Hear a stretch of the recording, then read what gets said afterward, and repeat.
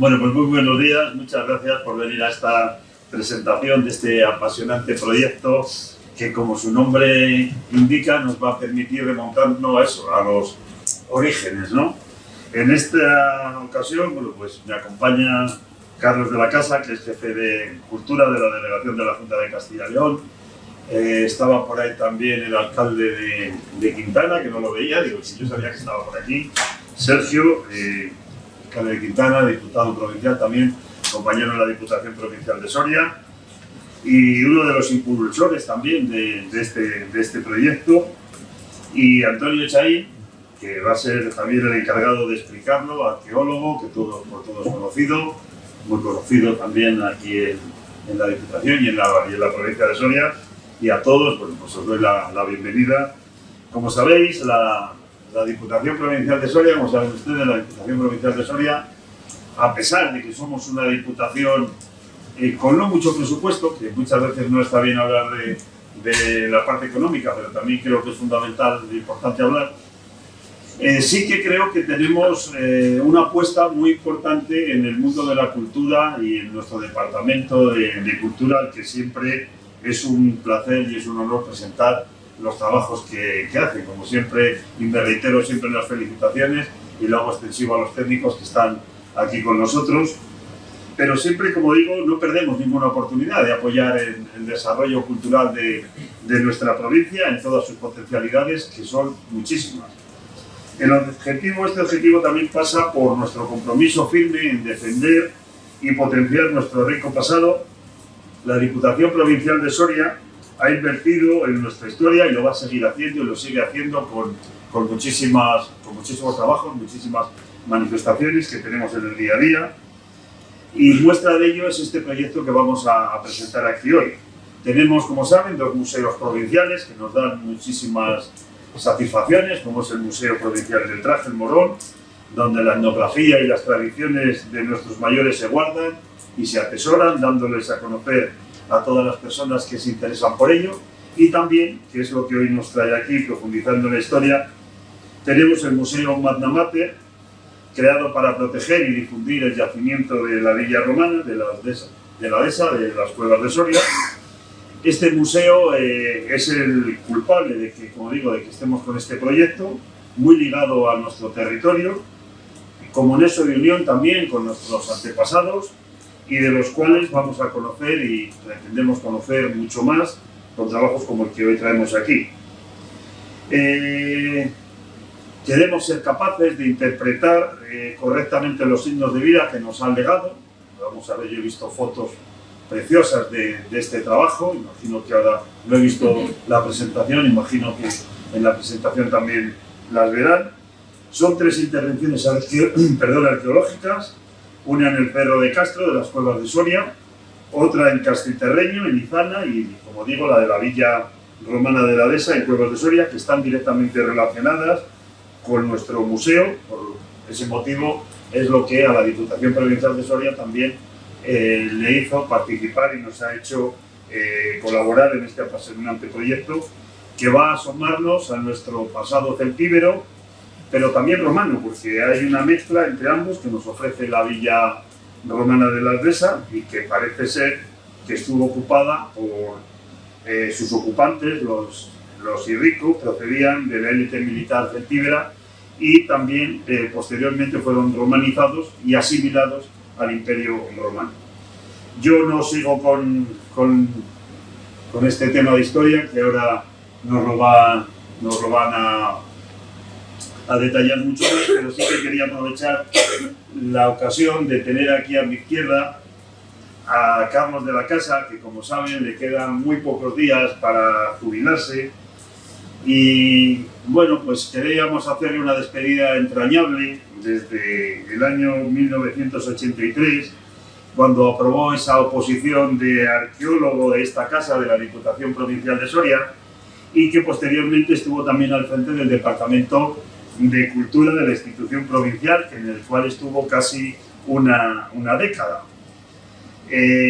Como responsable técnico del Departamento de Cultura, puso en marcha muchísimos proyectos, muchas actividades que hoy día se siguen manteniendo, y además como me ha tocado también muchas veces estar con él en muchos trabajos y en muchas inauguraciones, en muchas actuaciones, pues sé que es una persona que nunca pierde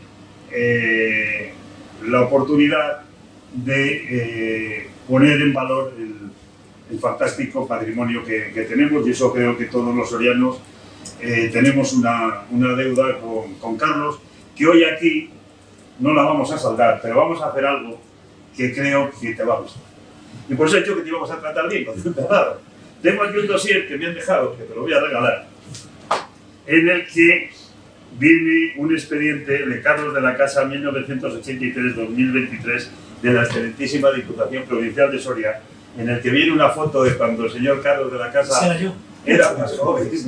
Era más joven. Esto es una prueba de que el tiempo pasa por todos, que además se acompaña con el boletín oficial de la provincia, en el que viene bueno, pues el nombramiento, toda la fase de hasta que está el acta de constitución del tribunal, la realización de la primera convocatoria que se hizo, el anuncio resultando del primer ejercicio de la fase de oposición de la convocatoria para proveer en propiedad una plaza de arqueólogo de esta Diputación a don Carlos Francisco de la Casa Martínez.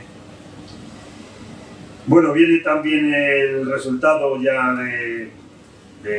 con la puntuación, con la nota del examen, y viene el acta del tercer ejercicio, es decir, viene todo el proceso de selección, y viene también, para que tengas un bonito recuerdo, tu examen.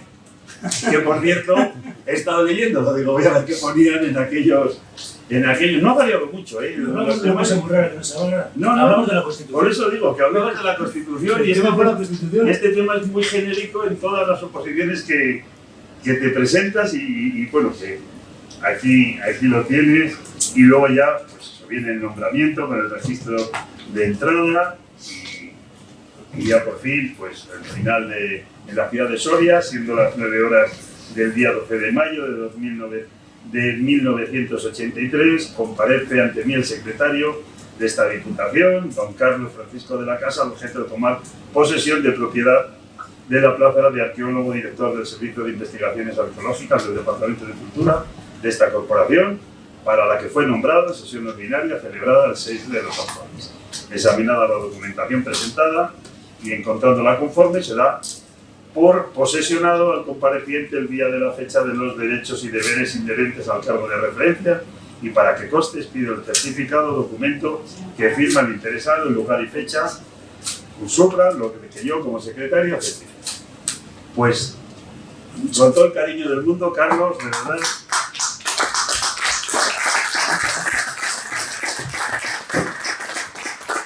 Y eso no quiere decir que le vayamos a perder de vista, que no quiere decir nada de eso, que cuando se llega a esto quiere decir que va a seguir todavía más involucrado, porque ahora va a tener más tiempo de centrarse en lo que es su verdadera pasión, con lo cual no le vamos a despedir, simplemente le vamos a decir que pasa a otro estado, en este caso a su estado de jubilación.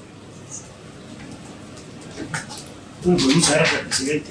Yo creo que además, hablando de orígenes, bueno, podemos remontar a esos orígenes de esta Diputación, que fue la única Diputación que ha tenido un servicio de investigaciones arqueológicas en Castilla y León. Se creó, si no me equivoco, en el pleno del 4 de abril del año 81, aunque luego las oposiciones fueron en el 83. Yo tomé posesión con un contrato de rendimiento de servicios en el 81, y en aquellos momentos, bueno, fue la única Diputación y se pusieron en marcha muchos temas.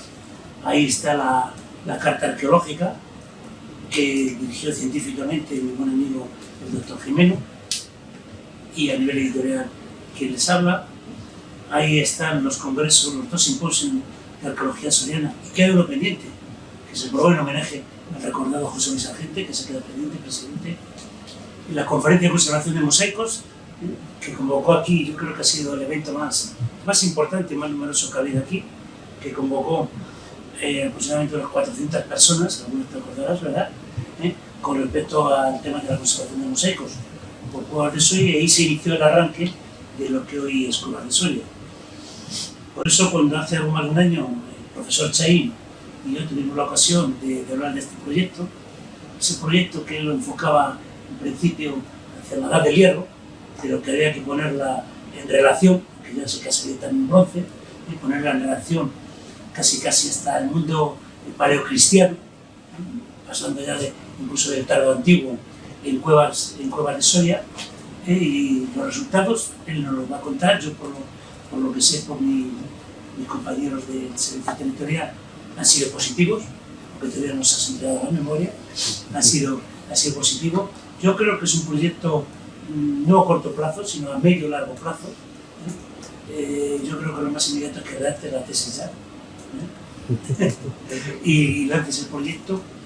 Y bueno, de ahí te quedan muchos retos. A lo mejor te pasas un poco de ese reto del mundo de la edad del hierro, que es el que te gusta, del mundo protoceltibérico, incluso del mundo romano, y puedes empezar a estudiar, si es verdad o no, esas teorías del profesor Galeano de que no estamos ante una villa, sino ante un monasterio, en el sentido de monasterio, el sentido civil en el que habían los romanos. Yo que he vuelto hace poco a leer las propuestas de Dimas Fernández Galeano, lamentablemente no está con nosotros, que fue el que montó el centro de interpretación, la villa romana de Cueva de Soria, pues creo que es importante. Felicitarte por el trabajo que sé que has hecho, que seas de suerte en el futuro, y presidente, darte las gracias dobles. Primero por el tema de apoyar estos proyectos. Te digo que no es muy normal, la única diputación que ha colaborado, que ha hecho, y muchísimo, un poquito más que esta, porque ha invertido muchos millones, ha sido la de Palencia, pero la única que ha tenido realmente un servicio de investigaciones arqueológicas, que luego lo empalmó con la Universidad Internacional Alfonso VIII, donde también hubo una serie de cursos, hubo becas, no solamente para la edición de la carta arqueológica, sino también para el estudio, y de otras que no se publicaron, como recordarán, por ejemplo, toda la zona de Tierras Altas o la zona de Ciracos, que yo creo que es importante. Y bueno, pues veo que afortunadamente seguís apostando por la cultura, en este caso por la arqueología, y darte las gracias por eso. Nada más, muchas gracias.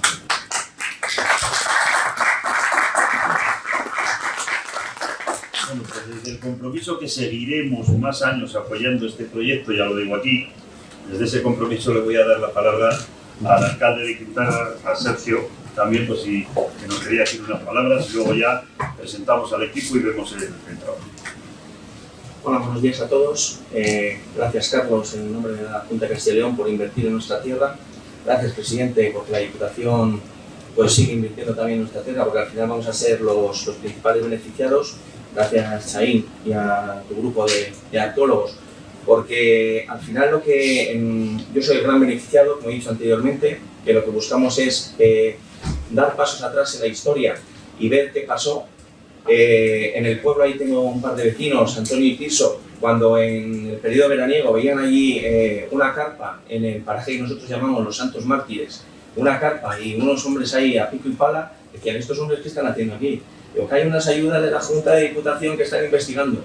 Claro, la vida va evolucionando muy rápido, lo vemos en la tecnología. Entonces, ellos ya casi lo tenían, si no me equivoco, casi asegurado que con nuevos sistemas topográficos ellos levantaban y sabían dónde podía haber posibles asentamientos, que no todo se basaba en lo que nosotros llamamos la vía tardorromana, que ahora es la dehesa de las cuevas. Sí se tenía conciencia de que en el Castil de Izana, ahí casi estaba casi asegurado, que es otro de los puntos que está marcado en este proyecto.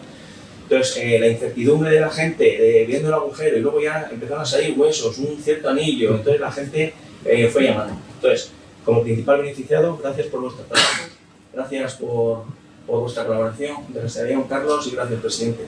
Esperemos que todo esto sea un llamativo más para luego poder hacer una representación virtual, un 3D, y que esa de las cuevas tenga un aliciente más, que como bien ha dicho Benito, tenemos esos dos museos que yo creo que igual no están a la altura del Numantino, de Numancia, pero tienen en torno a los 12.000 o 15.000 visitantes, que eso para nuestra tierra y para darnos a conocer es muy importante. Gracias y a seguir investigando. Muchas gracias. Y ya sin más vamos a presentar al equipo y vamos a presentar también, ya le daremos ahora la palabra también a Antonio para que presenten el trabajo. El equipo está compuesto por Antonio Chaín, Galán, que es profesor y arqueólogo, que lleva 22 años ligados al equipo arqueológico de Numancia, que dirige el profesor Alfredo Jimeno en labores de investigación, difusión y puesta en valor. Lleva medio centenar de direcciones en proyectos de gestión de patrimonio arqueológico. También César Gonzalo Cabrerizo, profesor de arqueólogo del proyecto Soria Románica, medio centenar también de direcciones en proyectos de gestión de patrimonio arqueológico, técnico de cultura del Ayuntamiento durante 4 años, Francisco Rodríguez Plaza, profesor y arqueólogo, una década ligado a los estudios del Neolítico y Compariforme del Valle de Ambrona en el equipo de Manolo Rojo, intervenciones en el Castillejo de Fonsaúco con Fernando Romero, y Daniel Méndez García, experto en grafismo y 3D, profesor de la Universidad Francisco de Vitoria, creador de la empresa Revives, dedicada a la reconstrucción virtual de nuestro pasado, donde destacan trabajos con el equipo arqueológico de Numancia, el Museo del Ejército, el Museo Arqueológico Nacional, el Museo de Ciudad Real y el proyecto Bastida de Total. Este es el equipo, con lo cual yo ya me callo y doy la palabra a Antonio y a todo su equipo para que nos presenten el proyecto que ha realizado.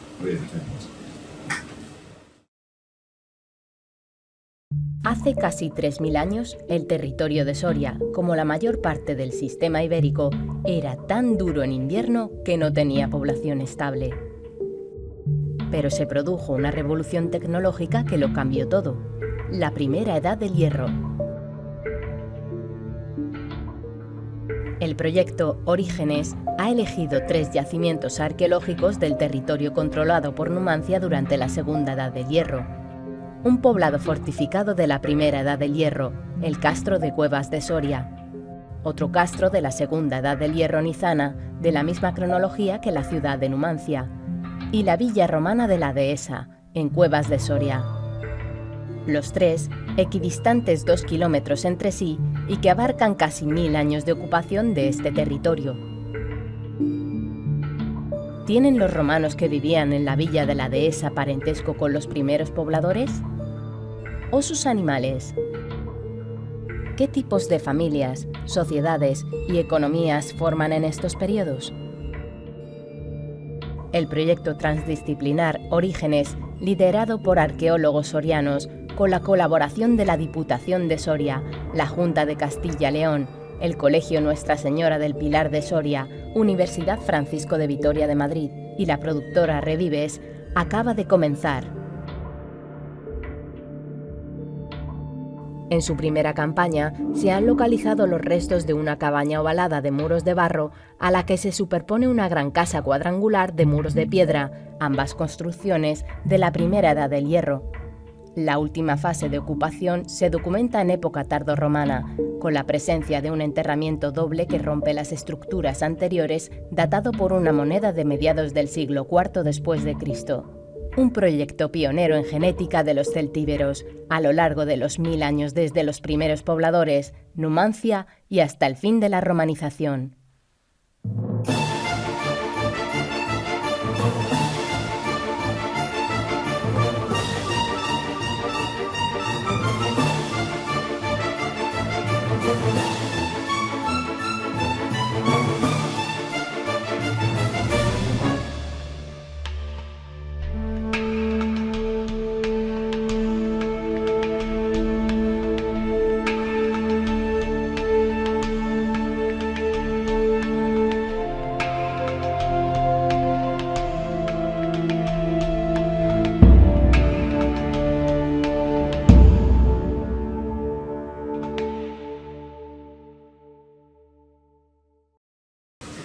Bien, bueno, pues cuando hablamos evidentemente de un proyecto, yo lo entiendo y entenderé que no hay un equipo.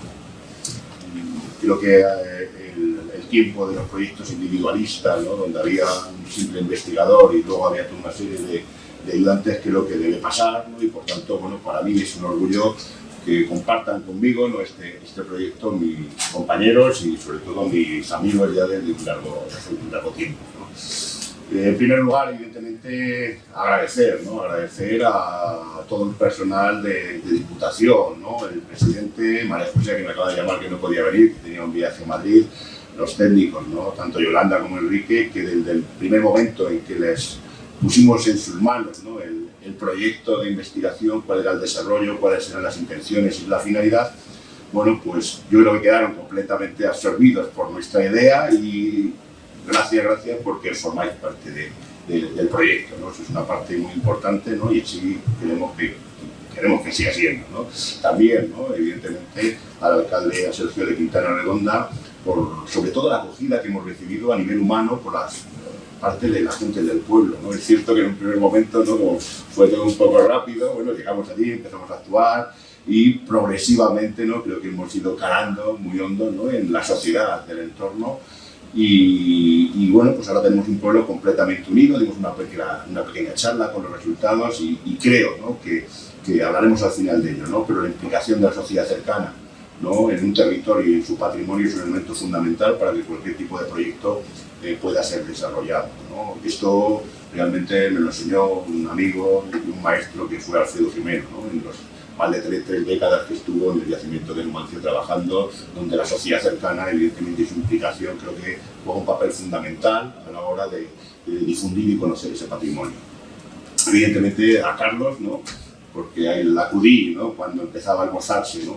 Esa petición de permiso de la Junta de Castilla y León para que nos concediera el proyecto, por sus sabios consejos evidentemente y las orientaciones que me dio desde un primer momento y bueno, pues que hoy evidentemente gracias porque entiendo que poder seguir siendo, ¿no? Una mano en la que apoyarnos, ¿no? Cuando necesitemos algún tipo de consejo y también a todas las instituciones que nos respaldan, ¿no? También este proyecto es fruto de un acuerdo de colaboración entre el colegio donde César y yo damos clases, ¿no? Escolapio de Soria y la Fundación de la Universidad Francisco de Vitoria. Aquí también tenemos a su representante, un convenio de colaboración llamado Patrimonio y Ciencia, donde la idea es aunar, ¿no? Las disciplinas científicas con las humanidades, ¿no? También hablaremos de ello cuando hablemos de las sinergias que se pueden crear con este proyecto.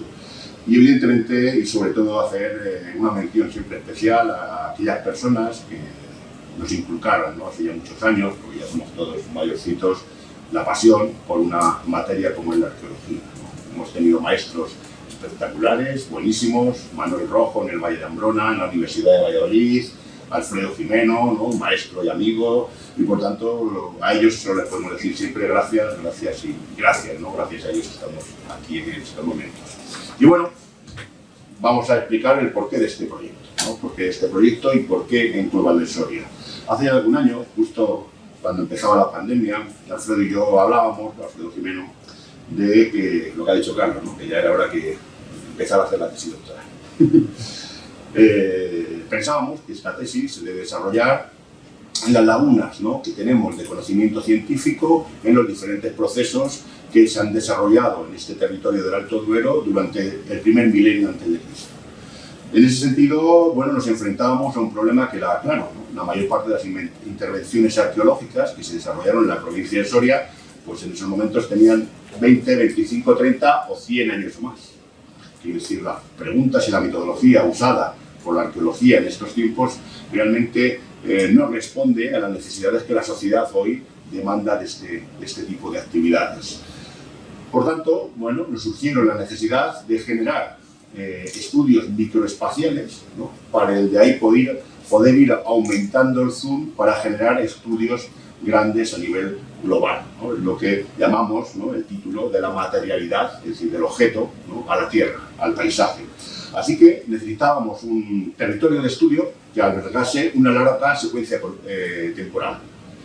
Y bueno, pues la clave de que hoy este proyecto se desarrolle en el entorno de Quintana Redonda, lo habéis dicho muy bien vosotros, lo ha hecho muy bien Carlos, es un hallazgo que se produjo fortuitamente hace algún año, que es una estela funeraria, donde curiosamente la onomástica, una estela tardía del siglo III o IV después de Cristo, donde esa onomástica nos hablaba de un componente claramente indígena, es decir, una familia, los hídricos, como celtibérica, y además estaba dedicada a un dios, el dios Seguro, el dios jabalí del mundo céltico. Esto nos llevaba a hacernos muchas preguntas, ¿no? Quiero decir, ¿qué ¿Cuál es la idea? ¿Vale? Para que veamos un poco cómo funciona, porque justo en la Villa Romana de las Cuevas hay una especie de monograma. Monogramas es el símbolo con el que se identificaría la familia propietaria, que hasta que no se encontró la estela no se pudo interpretar. Pero ese monograma tiene claramente marcadas 3 letras, la I, la R y la C. Por tanto, asumimos perfectamente que esos hídricos, esa estela dedicada, por tanto, pertenecían al mismo grupo y seguramente fueron los dueños de la villa durante un largo periodo de tiempo. En este sentido, en este territorio también tenemos otros 2 asentamientos, ¿no? El Cerro de San Cristóbal, como se conoce en el inventario de bienes arqueológicos, ¿no?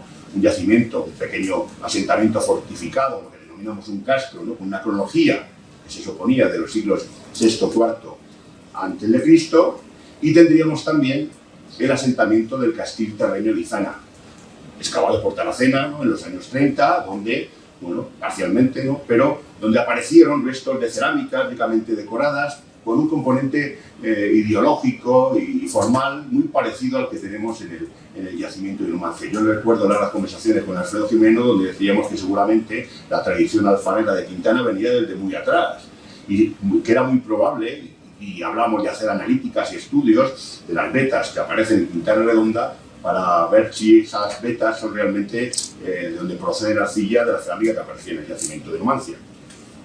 Pues bien, por tanto, en un espacio de 2 kilómetros cuadrados aproximadamente, tenemos 3 yacimientos que abarcan una grandísima secuencia cultural. 1 milenio, creíamos. Ahora creemos que a lo mejor va a ser un poquito más. Esto nos permitía, por tanto, generar importantes hipótesis de trabajo, ¿no? La primera, tenemos el mismo grupo humano ocupando este territorio durante más de 1 milenio, es decir, esos hídricos realmente fueron los primeros pobladores del castro de Cuevas de Soria, ¿vale? Si es el mismo grupo, ¿por qué cambiaron los lugares de asentamiento? Es decir, tenemos un mismo grupo, ¿por qué se mueven a lo largo de ese espacio? Y luego, evidentemente, cuando hay un cambio, tienen la necesidad de explicar cuáles son los factores del cambio. Bueno, pues todas estas preguntas hay que decir que hace 20 años no las hubiéramos podido resolver. No hemos podido resolver solo algunas. Pero es cierto que hoy la arqueología, desde hace una década aproximadamente, nos permite hablar de una revolución científica. Una revolución científica que viene de la mano, evidentemente, de todos los avances a nivel técnicos y metodológicos que nos han aportado otras disciplinas. El más conocido, ¿no? El más afamado, sobre todo porque hay un premio Nobel que le acaban de dar de medicina, Stephen Pavlov, ¿no? Es el de la arqueogenética, ¿no? Descifrar el código genético para poder ver si hay linajes, es decir, si los grupos humanos se han mantenido en el territorio, si hay cambios. Pero también tenemos otros tipos nuevos de analíticas, ¿no? Lo que llamamos los isótopos, ¿no? Isótopos de estroncio, de potasio, de oxígeno, que nos permiten saber cuál es la dieta no solamente de los seres humanos, también de los animales. Nos permite hablar de movilidad, es decir, siempre aquí hay el debate, ¿no? Que cuál es la oveja originaria, ¿no? de Soria, ¿no? Si la churra, si la merina, si la ojalada, si... Bueno, pues en breve lo sabremos.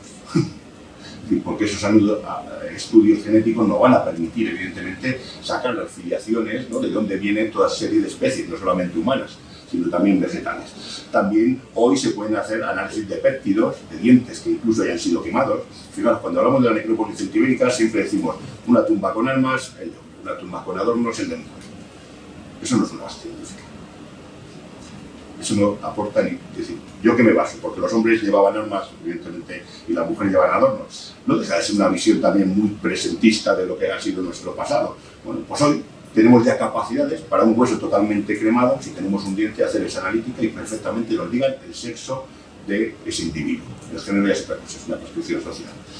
Por análisis de proteínas, etcétera. Es decir, que al final lo que queremos es integrar en este proyecto toda una serie de una cantidad de disciplinas que nos permitan de manera clara y diáfana aumentar nuestro conocimiento que tenemos sobre el pasado.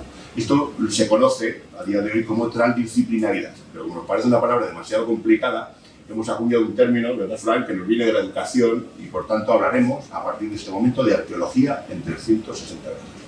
Es decir, que todas las disciplinas puedan aportar con una finalidad común, no un objetivo. Evidentemente, en este caso, la reconstrucción de nuestro pasado.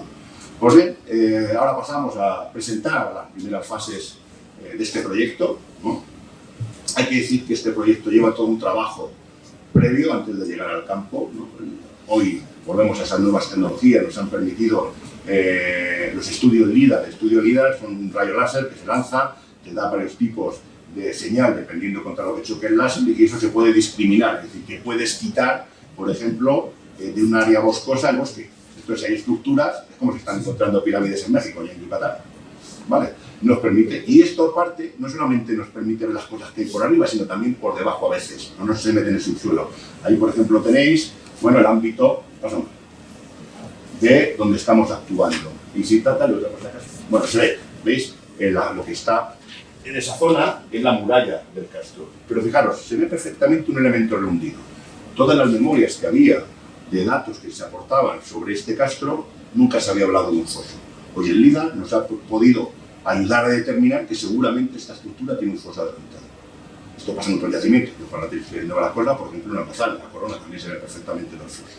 Bueno, pues el trabajo previo, es decir, nos aporta mucho más datos y además confirma nuestra idea de que trabajar en este territorio es lo idóneo para sacar los elementos que nosotros queramos. Y luego la primera fase fue una prospección intensiva de todo el territorio. Hemos prospectado intensivamente 65 hectáreas.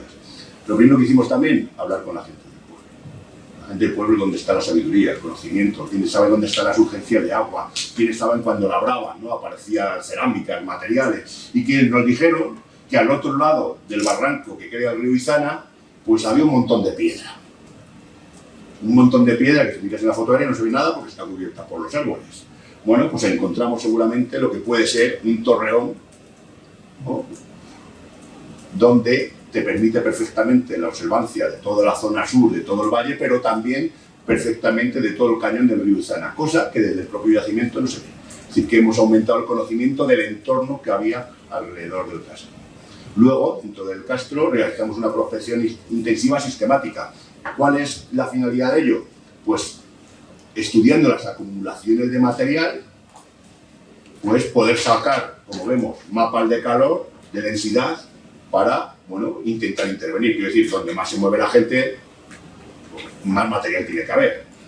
Descartamos la zona suroeste del yacimiento, como veis, porque era una zona de gran pendiente, y la mayor parte de los materiales que aparecían, que eran cuantiosísimos, eran pequeños y fragmentados. Eso nos habla de una zona seguramente de arrastre de las aguas, también de las labores agrícolas, y planteamos 2 catas en la parte central del cerro. Sucedió que las 2 catas dieron negativas. Luego, hablando con la gente del pueblo, con Tirso, ¿no? Nos decían que esas tierras habían estado labradas aproximadamente hasta los años 70 del siglo XX, es decir, que si hubiera habido estructuras, seguramente el arado las hubiera destruido. Y luego nuestra tercera zona de acumulación se daba junto a la ermita, en la zona noreste de la ermita, y ahí empezamos trazando una cata de 4 compuestos. Esa cata, bueno, aparecieron en la parte superior, pequeñas estructuras tardoromanas, todo muy roto, muy desvariado, pero veíamos perfectamente que esa cata, ese nivel, cubría una potente capa de tapial. Esa capa de tapial, según fuimos ampliando, se fue extendiendo por todo el área y acabamos descubriendo 3 muros de forma rectangular, como veis. No es una factura realmente muy buena, pero bueno, teníamos una estructura. Al final nosotros lo que estamos buscando son estudios habitacionales para poder realizar todo este tipo de analíticas que estábamos comentando. Una estructura donde cuando llegamos al suelo apareció un gran hogar en su zona central y toda la zona que veis estaba cubierta prácticamente por materiales. Materiales donde destacan elementos asociados a labores ganaderas, ¿no? Un uso, ¿no? Unas tijeras de esquilar, que es el único elemento de hierro que tenemos. También tenemos pequeños elementos asociados al bronce. Tenemos una importantísima producción cerámica, grandes elementos de contención y luego toda una serie de pequeñas cerámicas muy bien cuidadas, trabajadas, bruñidas, de forma ovoide, con asas que casi no se sostienen cuando las pegamos en el suelo, es decir, que estaban hechas para estar colgadas, que ahí tendremos que ver, ¿no? La ciencia nos dirá realmente qué contenía, ¿no? Y destaca, en ese sentido, una cerámica que apareció especial. Aquí tenemos un poco la acumulación, hay una mezcla, ¿no? De lo que hablaremos también al final, etcétera. Aparece una cerámica distinta, una cerámica que era a torno. Y claro, se nos iba un poco ya de cronología, ¿no? Nos daba la impresión de que podían estar los elementos cruzados. Bueno, pues es una cerámica que cuando hemos empezado a estudiarla procede del mundo mediterráneo. Una cerámica procedente de lo que se llama de la zona de Andalucía, del Mediterráneo antiguo, del Ibérico antiguo. Se fecha cronológicamente en el siglo VI. Hace poco, 2 días y ayer tuve conversaciones con un importante investigador de la Primera de Hierro, como es Alberto Arenas, y me dijo que tuviéramos cuidado porque él conocía cosas mucho más antiguas de ese tipo de cerámicas. Así que tenemos un poco la mosca detrás de la oreja. Ahí la tenemos, ¿sabéis?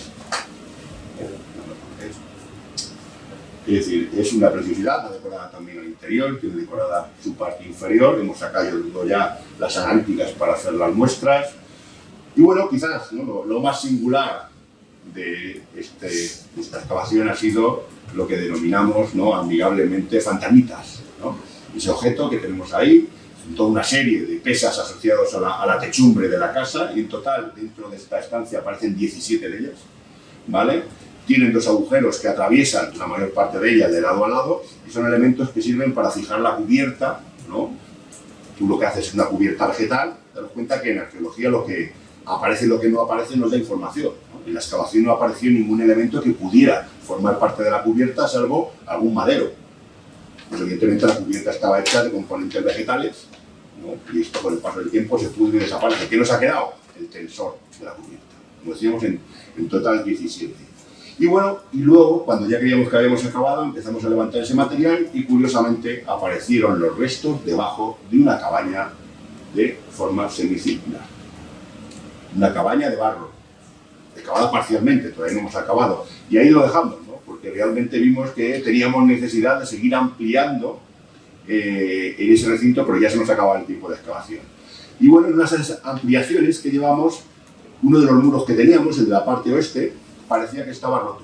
Nos habían informado la gente del pueblo que se habían realizado en el Castro excavaciones clandestinas. Entonces dijimos, bueno, pues aquí habían metido un detector, ha hecho una fosa y ha sacado lo que hubiera. Y nuestra sorpresa cuando bajamos es que aparecieron asociados a una moneda tardorromana, ¿no?, de Constancio II, en torno a 350 después de Cristo, aparecieron 2 enterramientos. Los enterramientos, uno que parece de un individuo joven, ¿no?, y otro que parece de un adulto. Adulta, esto es la ciencia, nosotros no podemos hacer a priorismo. Pero es muy curioso que en la ermita que está al lado, esa ermita entre su fábrica tiene una lápida romana. Una lápida romana dedicada a Valeria Titulia y a Valeria Ata, de 12 años. Y se la dedica su hija y hermana. Mucha casualidad tendría que ser que las 2 personas ahí enterradas, una grande y otra pequeña, fueran las personas a las que hace referencia la lápida. La arqueología tiene muchas coincidencias. Volvemos a decir lo mismo, la ciencia nos dirá si sí o si no. Entonces, bueno, pues este hallazgo creemos que para las preguntas que nos hacíamos al principio es de suma importancia.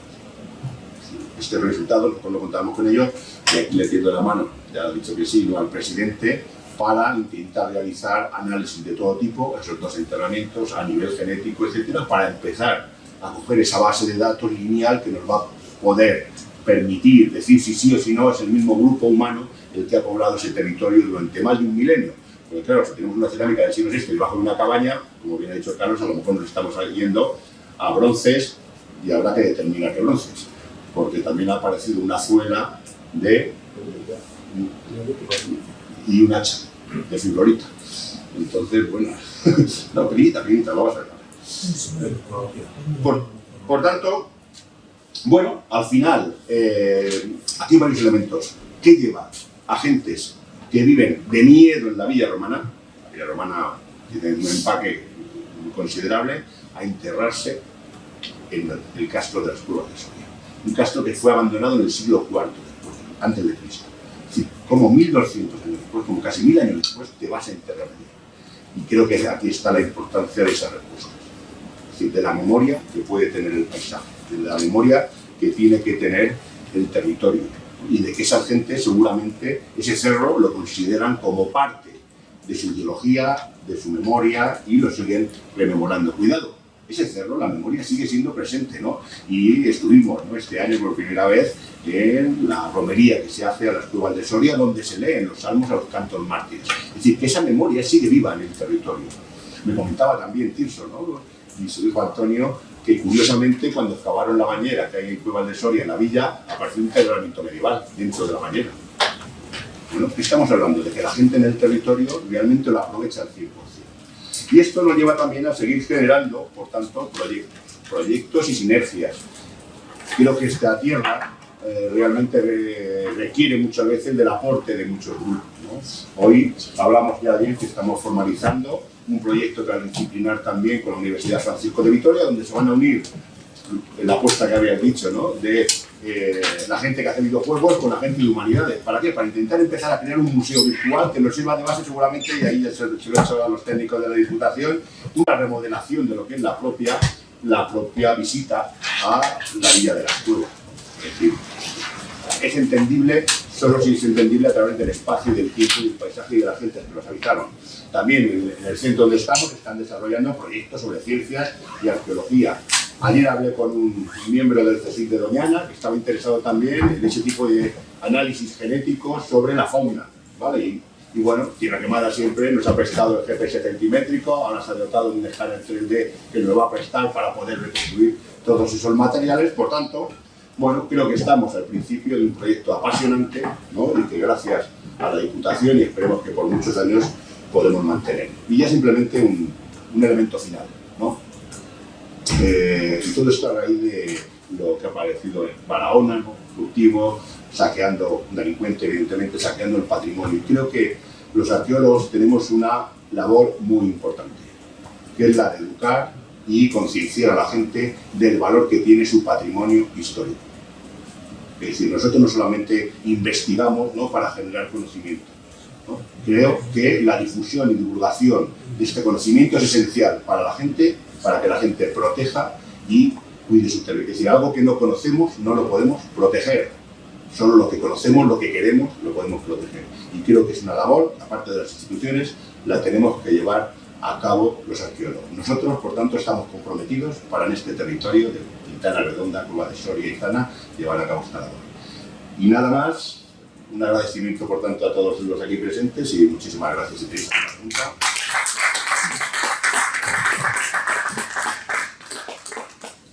El enterramiento, Chay, ¿cuánta gente hay ahí enterrada? Eso es lo que hay que descubrir. Pues si pones los cánticos de los mártires,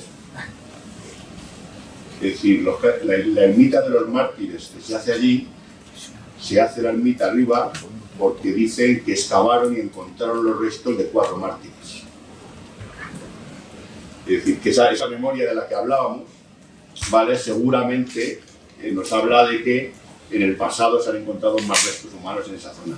No es infrecuente que aparezcan restos tardoromanos en antiguos castros celtibéricos. Ha pasado en Castilla y Guido, en el cañón del río Lobos, ha pasado en frente de la llamada Bruce, ¿no?, en Calatayazor y muchos otros sitios. También el siglo IV es un periodo muy convulso, ¿no?, por las invasiones bárbaras, etc. Entonces, seguramente han aparecido más gentes. También hay leyendas, ¿no?, y conocidos de que la ampliación de la ermita se hicieron cuando los obreros estaban trabajando y aparecieron cosas y evidentemente les sirvió para pagar parte de la iglesia, ¿no? Bueno, pues evidentemente el pasado, nuestro pasado y la protección y esa idea cultural de proteger el pasado es algo bastante reciente. Es más fácil seguir con las cuevas altas en Italia, ¿no? Tiene más potencial. Son diferentes. Yo los veo por las cuevas, porque el principio es más antiguo, pero deberíamos continuar por el Castillo de Quintana. Lo que pasa es cuánto nos tenemos en las cuevas. Porque en esta excavación nosotros planteamos pues, una situación pequeñita, a ver si con suerte localizamos alguna habitación, alguna casa, algún resto, y la verdad es que hemos encontrado, yo creo que casi todo lo que se puede encontrar en un casco, pues lo hemos encontrado.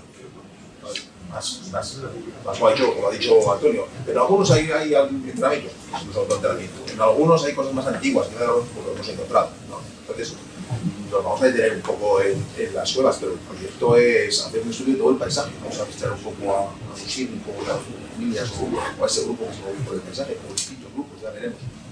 Pero entonces depende de cómo den los resultados y si tenemos posibilidades, poder seguir excavando, pero sí, ahora tenemos que terminar lo que hemos empezado en las cuevas y luego el caso es tal. Y después también mirar a ver si nos vamos a utilizar con el mundo romano en la villa de la dehesa en Cuevas o incluso en el mismo Quintana. Sabes que en Nevero o en algunos sitios allí hay también cimientos romanos. El proyecto tenía un reto bastante importante, que es en el momento en que vas a hacer una arqueogenética, necesitas encontrar individuos, restos humanos. Esa era la dificultad. Tampoco hemos diseñado, y así lo vamos a hacer, restos óseos, pero sobre todo restos humanos. Y todo tenía una secuencia. Vamos a empezar con el Castro de las Cuevas, seguimos en esa continuidad que decía Antonio, de más de 1000 años de secuencia, y vamos a ver esa continuidad. Para poder tener esa continuidad tenemos que intervenir en los 3 yacimientos, porque son 3 yacimientos de 3 cronologías diferentes. Aunque en este primero, que ha sido la sorpresa, en el Castro de las Cuevas, tenemos también una cronología mucho más antigua que nos pensábamos con estos enterramientos tan antiguos, pero sí que seguimos teniendo esta secuencia continuista, cronológica, desde lo más antiguo hasta lo más moderno.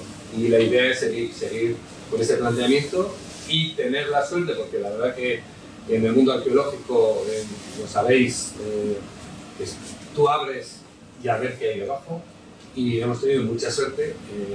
Los 2 primeros intentos fueron negativos, pero bueno, el tercero ha sido un total acierto, y hemos tenido esa suerte también, porque podía no haber salido nada y ahora mismo al final yo creo que no estamos aquí. Si tienes una buena metodología, la metodología al final da sus resultados, y en eso lo teníamos bastante claro, ¿no?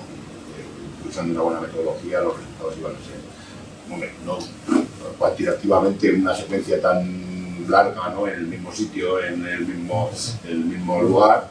Y bueno, por eso le hemos dicho a la presidenta, ¿no? Que al final pues tenemos 2 muertos por analizar, ¿no? Mucho trabajo. A mí el desconocimiento es que lo que se destaca cómo se está. Eso es una siguiente, sí, eso es una siguiente, quiero decir, una cosa es evidentemente la investigación y otra cosa es la puesta en valor. La puesta en valor evidentemente tendrá que llevar caminos paralelos, ¿no? Si no, nos pasa en todos los yacimientos del mundo, ¿eh? Hay zonas que en Numancia 2 manzanas excavamos, Numancia es Santa Bala. Bueno, hay que ver cuáles son los elementos que queremos resaltar y la información que queremos transmitir. Que evidentemente muchas veces pasa, ¿no? Abres con una idea de tapar y los restos que hay tienen tal cuantía que, bueno, pues ese proyecto deriva a otro proyecto que se puede hacer, ¿no? Pues, bueno, pues poco a poco vamos a ir pasando fases, ¿verdad? ¿Qué dice el contrapunto? Que mira al investigador y lo que quiere la administración, que es el turismo. El yacimiento más importante que hay en este momento son esta reunión. El bronce son los tomos de cárcel, que están tapados, y es un intercultural. Revolucionó toda la cronología. Pero ¿qué pasa? Va a venir alguien a ver eso, evidentemente. Hoy, a demostrar. Mañana a lo mejor se sabe todo. Por eso, pero bueno, turísticamente tenéis la Villa Hermana.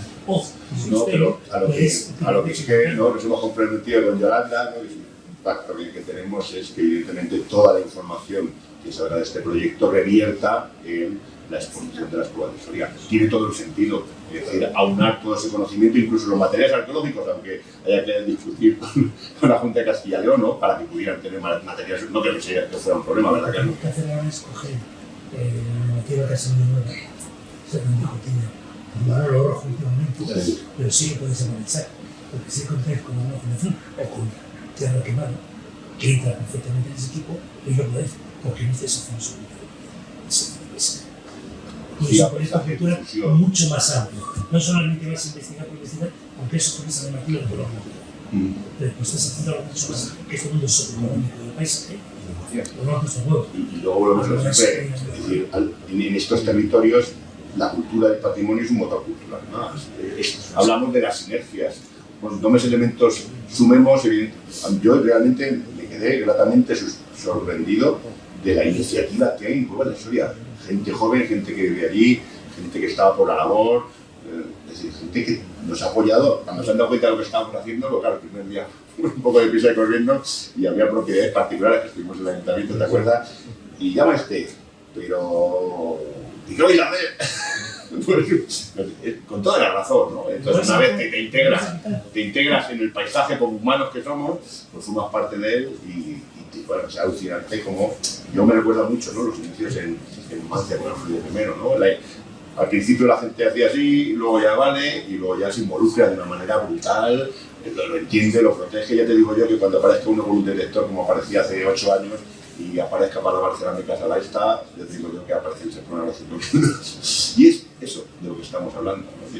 de que nuestro patrimonio se ponga en valor, que sirva para explicar cosas. Hoy la ciencia nos permite aumentar una cantidad enorme de información que vamos a poder transmitir y bueno, pues... Estudiar esas bases que perfectamente. Si no lo ibas explicando, lo que se ha indicado, parte del motivo, para esto va a ser posible. Sí. Oye, pues muchísimas gracias y... No quisiera decir algo, Yolanda, es que nos hemos pegado la turna, ella y yo, y ella también con María José durante... Sí, la idea es explicar por qué es de lagunas que teníamos a nivel de investigación. Es decir, está muy mal explicado, porque realmente, fijaros, en Soria, Numancia y alguna cosa que ha salido así rápida, no se ha excavado ningún yacimiento celtibérico en 25 años, y sistemáticamente nada. Lo que excavó en el rollo Fernando Romero, etcétera, son visiones muy parciales. Por eso siempre la base es ir al microespacio, pero el microespacio es la casa. Porque es que sin una casa no puedes interpretar, son interpretaciones parciales. ¿No te acuerdas que hoy de una casa se saque 1000 veces más información que hace 20 años con los métodos y técnicas que había? Entonces, también lo que decíamos, pues si están en las cuevas y se van a Castilterreño, que está a 2 kilómetros en directa, ¿por qué se van? ¿Qué factores influyen? Y ahí tenemos que hacer análisis de polen, análisis ambientales, reconstruir el medio ambiente, ¿para qué? Pues para, evidentemente, si hay un factor, quiero decir, se ve claramente una generalización del hierro en la senda del hierro, porque en Izana están todos los materiales que hay en el Museo Numantino son de hierro, y sin embargo nosotros hemos encontrado un hierro, unas tijeras. Esa generación les va a permitir roturar nuevas tierras y por tanto se mueven un poquito para que esas tierras labrables, que son toda la vega de Lizana, esté al lado. Esa es una hipótesis, pero no lo tiene que corroborar la ciencia. Eso te lo cambia todo. Claro. Hoy la crisis de Fernando Romero Claro. cambiaría radicalmente y en positivo. Por eso la ventaja de no agotar los yacimientos. Sí, y por eso es una cosa que hablaba, hay que excavar poco y bien. Es decir, dos muertos. Analíticas, todas. Todas. Cuando lo hagan, tendrán unos métodos que estos métodos de hecho paleontología. ¿Qué permitiría, Chain, a ver si yo me entero, descubrir esa investigación del ADN o esas pruebas? ¿Qué nos permitiría, a qué nos permitiría responder? Pues, por ejemplo, lo primero, ¿Qué queréis saber?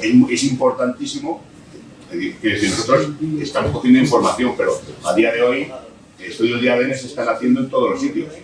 El tema es que si no se excava en el mundo celtibérico no tenemos analíticas de la cultura celtibérica, no tenemos analítica de los celtíberos. Pues bueno, pues es el primer paso. Es decir, si yo, es muy común, Carlos lo sabe, por ejemplo, en el Castillejo de Fontouco, debajo de los suelos de las casas aparecen normalmente, de vez en cuando, enterramientos infantiles. Pues fíjate, si debajo de la cabaña tenemos un enterramiento infantil y tenemos un muerto del siglo IV, hacemos ADN y esos ADN concuerdan, evidentemente nos hablarían del mismo grupo humano poblando ese territorio. Esa hipótesis la tendríamos confirmadísima, que ya sería realizar muchos servicios, pero bueno, es un poco también el objetivo. Pero no solamente a nivel que hablábamos de las personas, los propios animales. Es que a lo mejor tú no encuentras la afiliación a través de las personas, pero cabras seguro que vamos a encontrar y ovejas en todos los yacimientos. Pues si es la misma oveja, también puede ser posible que vaya asociada al mismo grupo humano. O si en el mundo romano llega un tipo de oveja distinta. ¿Eso qué significa? Pues que evidentemente Roma empieza a imponer sus propios cánones e empieza a importar elementos en esos intercambios culturales que Roma no solamente fagocita y quita de los demás territorios, sino que también aporta. Bueno, pues eso es lo que nos tiene que dar ese proyecto. Evidentemente, hablamos de un proyecto a medio y largo plazo, ya lo ha dicho también el presidente, y creo que deben ser así. Y también sabemos muchas veces que los plazos que lleva la investigación son un poco diferentes, ¿no?, a los que llevan las instituciones. Bueno, pues hay que ver cómo juntamos ambas cosas, ¿no?, para hacer una cosa común y de futuro y a largo plazo. Bueno, pues muchas gracias.